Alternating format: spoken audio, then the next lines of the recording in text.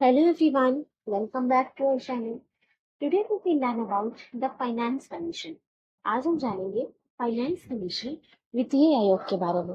Finance commission में कौन कौन मेंबर्स होते हैं, क्या क्या काम करते हैं, कौन उनको अपॉइंट करता है, कितने टाइम में फाइनेंस कमीशन बनाई जाती है, कौन बनाता है, तो ये सब हम आज के वीडियो में डिस्कस करेंगे। Article 280 provides for the establishment of a finance commission by the president every 5 years. 280 article अनुच्छेद 280 के मुताबिक उसके अनुसार प्रेसिडेंट राष्ट्रपति स्थापना करते हैं, वित्तीय आयोग फाइनेंस कमीशन की एस्टेब्लिशमेंट करते हैं हर 5 सालों में। तो एवरी 5 इयर्स प्रेसिडेंट एक फाइनेंस कमीशन बनाते हैं। ठीक है, ये कहाँ मेंशन है? आर्टिकल 280।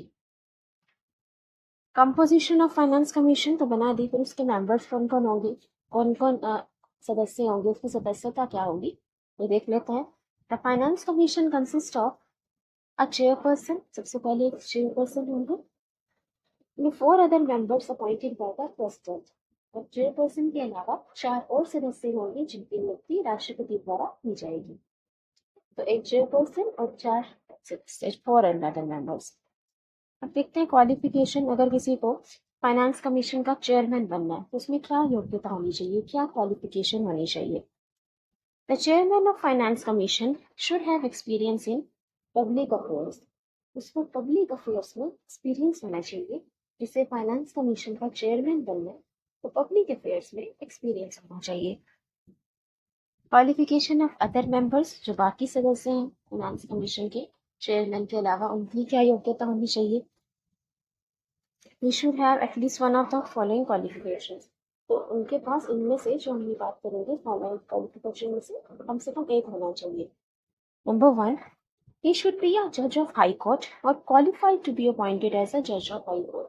या तो जो अदर 4 मेंबर्स हैं, या तो वो हाई कोर्ट के जज हो, या फिर उनमें क्वालिफिकेशन हो, अपनी योग्यता हो कि वो हाई कोर्ट के जज बन सके। तो हाई कोर्ट के जज की जो क्वालिफिकेशन होती है वो होनी चाहिए उनमें।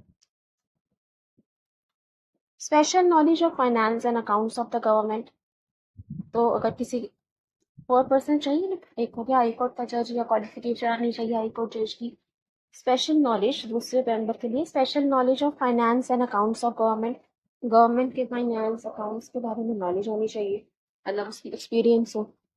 Experience in financial matters and administration. Financial matters में एक्सपीरियंस होना चाहिए, जो वित्तीय मामले हैं उनमें एक्सपीरियंस होना चाहिए। Special knowledge of economics, economics अर्थशास्त्र का ज्ञान होना चाहिए। तो मेंबर्स के पास क्या क्या क्वालिफिकेशन होना चाहिए, या तो हाई कोर्ट के जज हो, या क्वालिफिकेशन हो हाई कोर्ट के जज बनने की।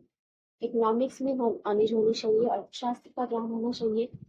फाइनेंस एंड अकाउंट्स गवर्नमेंट, उसमें नॉलेज एक्सपीरियंस होना चाहिए, या फिर फाइनेंशियल मैटर्स में और एडमिनिस्ट्रेशन में एक्सपीरियंस होना चाहिए। ठीक है, तो सब मेंबर्स में in economics, financial matters, account finance, इनका एक्सपीरियंस हो, या फिर हाई कोर्ट का जज या उनकी क्वालिफिकेशन हो। Members are eligible for reappointment. क्या एक बार कोई मेंबर बन गया फाइनेंस कमीशन का, दोबारा बन सकता है, रीअपॉइंट हो सकता है। रीअपॉइंट दोबारा बनने की बिल्कुल की जा सकती है। Finance commission presents its report before the president of India. Finance commission जो अपनी रिपोर्ट बनाता है, ठीक है, तो वो किसको देता है? प्रेसिडेंट ऑफ इंडिया, राष्ट्रपति के सामने वो अपनी रिपोर्ट रखता है। तो उसकी रिपोर्टिंग किसको होगी? प्रेसिडेंट को। प्रेसिडेंट को अपनी रिपोर्ट प्रेजेंट करता है कि जो उन्होंने सजेशन दिए, जो उनकी रिकमेंडेशन रहते हैं। Article 281 provides for the president to present the recommendations of the finance commission before the houses of the parliament. 281 article के अकॉर्डिंग ये प्रेसिडेंट के लिए जरूरी है कि जो रिपोर्ट फाइनेंस कमीशन ने उन्हें दी है वो उसे पार्लियामेंट के सामने रखे, पार्लियामेंट के दोनों हाउसेस के सामने रखे, लोकसभा और राज्यसभा, उनके सामने फाइनेंस कमीशन की रिपोर्ट, उनकी रिकमेंडेशंस रखे। It has to be led before the parliament along with an explanatory memorandum as to the action taken on its recommendation. Recommendations को पार्लियामेंट के सामने तो रखना ही है प्रेसिडेंट को, कि जो भी रिकमेंडेशन दिए फाइनेंस कमीशन ने, जो सुझाव दिए, उसके साथ साथ एक एक्सप्लेनेटरी मेमोरेंडम भी रखना है जो ये बताएगा कि क्या क्या एक्शन दिए गए रिकमेंडेशंस के अकॉर्डिंग फाइनेंस कमीशन ने वित्तीय आयोग ने जो सुझाव दिए थे रिपोर्ट को, उसके अकॉर्डिंग क्या क्या एक्शंस लिए गए, ये भी एक्सप्लेनेटरी मेमोरेंडम को प्रेसिडेंट रखते हैं पार्लियामेंट की सामने। ठीक है। The recommendations of the Finance Commission are advisory in nature and not binding on the government. अब क्या जो फाइनेंस कमीशन वित्त आयोग ने जो सुझाव दे दिए तो सरकार को मानने ही मानने होंगे, ऐसा नहीं है। जो उनके दिए गए सुझाव है, जो उनकी सलाह है, वो एडवाइजरी है नेचर में, सलाह के रूप में है, बाइंडिंग नहीं है गवर्नमेंट में।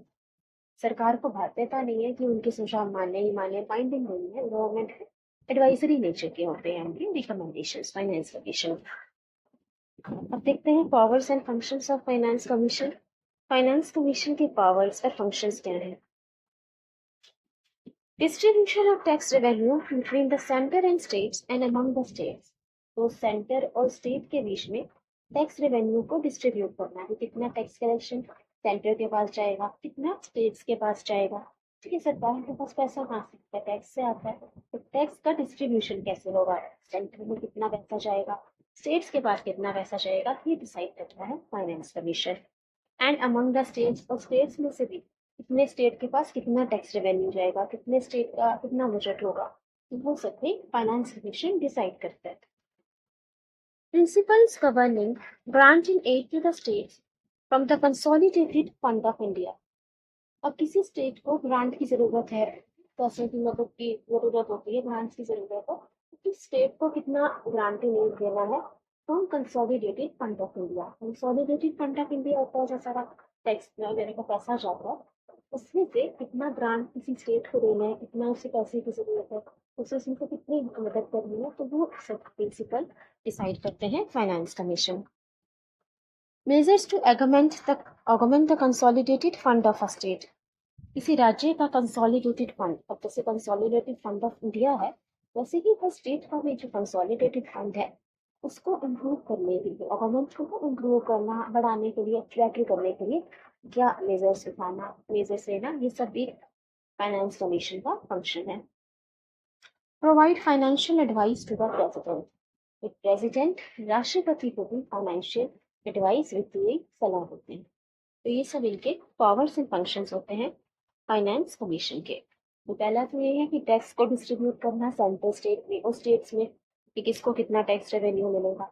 ग्रांटिंग एड, तो ग्रांट की जरूरत है स्टेट को किसी कंसोलिडेटेड फंड ऑफ इंडिया में से, तो उसे वो देना, मेजर्स लेना। ठीक है, और to augment the consolidated fund of a state, वो बड़े उसके लिए कदम उठाना, और प्रेसिडेंट को फाइनेंशियल मैटर पे एडवाइस देना। ये सब पावर्स एंड फंक्शंस है फाइनेंस कमीशन के। अब हम देख लेते हैं कुछ fact based questions. First finance commission, पहली फाइनेंस कमीशन कब बनी थी? The first finance commission was set up in 1951। 1951, 1951, 1950 में रिपब्लिक हुआ था, उसके एक साल बाद 1951 में फाइनेंस कमीशन बनाई गई। इसके चेयरमैन कौन थे? श्री के.सी. नियोगी जी। श्री के.सी. नियोगी जी पहले फाइनेंस कमीशन के चेयरमैन थे। अब करंट फाइनेंस कमीशन कौन सी है? करंट है 16 फाइनेंस कमीशन। 16 फाइनेंस कमीशन, उसके चेयरमैन है श्री अरविंद पांगरिया जी। So this is about the Finance Commission of India. I hope you like it and understood. Let's do a quick revision. Article 280 बताता है कि finance commission president establish करेंगे हर 5 साल में। Finance commission में members कौन कौन होंगे? सबसे पहले चेयरमैन और 4 और सदस्य होंगे। चेयरमैन की क्या क्वालिफिकेशन होनी चाहिए? They should have experience in public affairs, उन्हें एक्सपीरियंस हो। और जो बाकी मेंबर्स हैं उनमें उनके पास, एक के पास हाई कोर्ट का जज होना चाहिए या हाई कोर्ट के जज बनने की योग्यता, क्वालिफिकेशन होनी चाहिए, एक्सपीरियंस होना चाहिए फाइनेंशियल मैटर्स और एडमिनिस्ट्रेशन में, नॉलेज होनी चाहिए गवर्नमेंट के फाइनेंस और अकाउंट्स के बारे में, और स्पेशल नॉलेज इकोनॉमिक्स की, ये सब होना चाहिए मेंबर्स को। Members are eligible for reappointment, members को पुनः नियुक्ति रीअपॉइंटमेंट की जा सकती है। फाइनेंस कमीशन अपनी रिपोर्ट किसे देता है? प्रेसिडेंट को, और प्रेसिडेंट उसे रिकमेंडेशन के साथ, उनके सुझाव के साथ पार्लियामेंट के सामने रखेंगे, दोनों हाउसेस के सामने, लोकसभा और राज्यसभा। फिर प्रेसिडेंट को ये भी एक्सप्लेनेटरी मेमोरेंडम भी देना होता है पार्लियामेंट में कि क्या एक्शन लिया गया है फाइनेंस कमीशन के रिकमेंडेशंस के अकॉर्डिंग, तो वो सर पार्लियामेंट में डिसाइड होता है। ये रिकमेंडेशंस जो देता है फाइनेंस कमीशन, ये एडवाइजरी है एक्चुअली में, जरूरी नहीं है कि गवर्नमेंट को माननी ही पड़ेगी। Government is not bound to follow this recommendations. क्या रूल में सही लगे तो मान सकते हैं, लेकिन ये बाइंडिंग नहीं हो सकता है। एडवाइजरी नेचर की रिकमेंडेशंस होती है। पावर्स एंड फंक्शंस हमने देख लिया। टैक्स को डिस्ट्रीब्यूट करना, सेंटर और स्टेट्स के बीच में टैक्स रेवेन्यू डिस्ट्रीब्यूट करना, ग्रांट इन एड देना किसी स्टेट को कंसोलिडेटेड फंड ऑफ इंडिया में से, स्टेट का कंसोलिडेटेड फंड बढ़ाने के लिए प्रयास करना, और फाइनेंशियल एडवाइस वित्तीय सलाह देना राष्ट्रपति को, प्रेसिडेंट को। फर्स्ट फाइनेंस कमीशन 1951 में बनी थी, जिसके चेयरमैन थे केसी मोदी जी। और करंट फाइनेंस कमीशन है 16 फाइनेंस कमीशन, इसके चेयरमैन है श्री अरविंद मालविया जी। So I hope you like it and understood. Thank you everyone. Please like, share and subscribe. See you soon. Have a nice day. Thank you.